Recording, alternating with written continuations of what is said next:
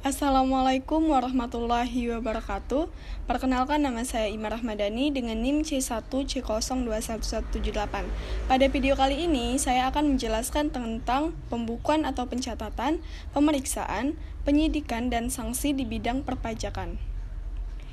Yang pertama yaitu pengertian pembukuan atau pencatatan. Pembukuan adalah suatu proses pencatatan yang dilakukan secara teratur untuk mengumpulkan data dan informasi keuangan yang meliputi harta, kewajiban, modal, penghasilan, dan biaya, serta jumlah harga perolehan dan penyerahan barang atau jasa yang ditutup dengan menyusun laporan keuangan berupa neraca dan laporan laba rugi untuk periode tahun pajak tersebut.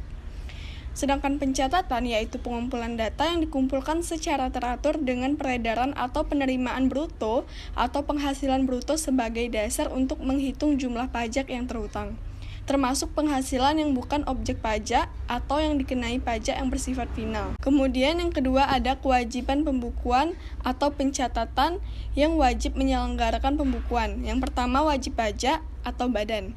Yang kedua wajib pajak orang pribadi yang melakukan kegiatan usaha atau pekerjaan bebas, kecuali wajib pajak orang pribadi yang peredaran brutonya dalam 1 tahun kurang dari 4.800.000 atau 4.800.000 rupiah.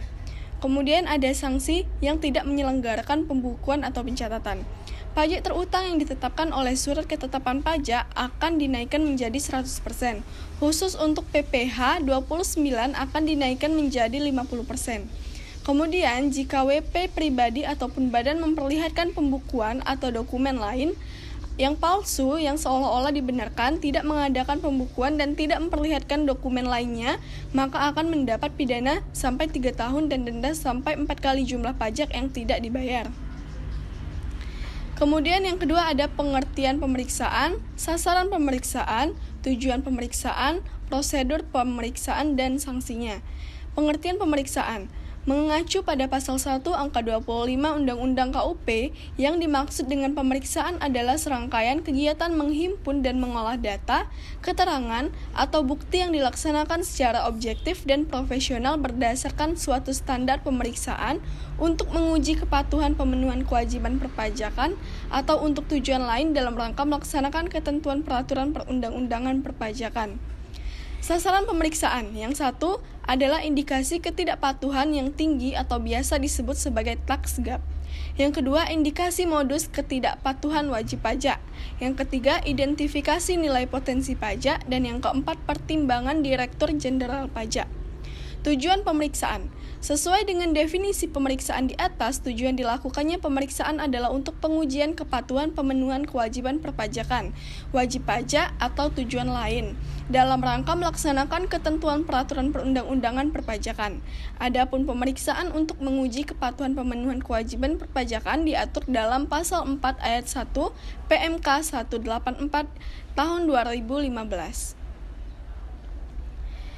Kemudian ada prosedur pemeriksaan. Yang pertama, penugasan dan instruksi pemeriksaan. Yang kedua, perencanaan sistem pemeriksaan.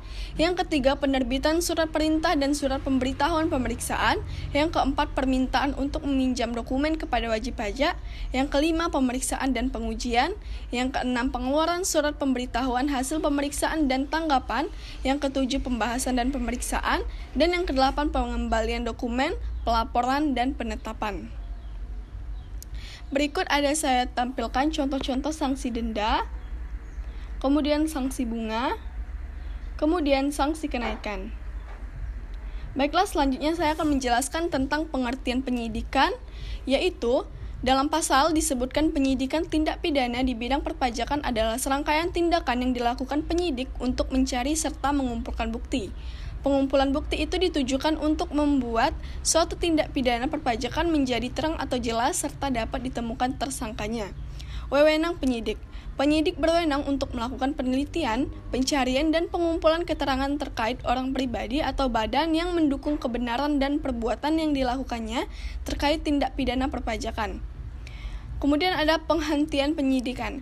Dengan mengacu pada Undang-Undang KUP Pasal 44A, menyatakan bahwa penyidikan dapat diberhentikan prosesnya apabila tidak ditemukan cukup bukti atau peristiwa yang menjamin hal tersebut. Poin terakhir, saya akan menjelaskan tentang sanksi perpajakan. Yang pertama yaitu sanksi denda. Sanksi denda biasanya diberikan kepada wajib pajak yang melakukan pelanggaran dalam hal pelaporan pajak. Misalnya SPT tidak dilaporkan, adanya pengungkapan ketidakbenaran dalam SPT hingga tidak membuat faktur pajak. Yang kedua, bunga. Sanksi administratif berikutnya adalah sanksi bunga. Jenis sanksi ini biasanya berkaitan dengan ketidakdisiplinan wajib pajak dalam melakukan pembayaran pajak. Misalnya, terlambat atau menunda pembayaran pajak, gagal bayar pajak karena gagal berproduksi atau kurang bayar. Yang kedua ada kenaikan. Sanksi administrasi berupa kenaikan biasanya diberikan kepada wajib pajak yang melanggar aturan perpajakan dari segi material, misalnya memberikan informasi yang salah dalam hitungan pembayaran pajak.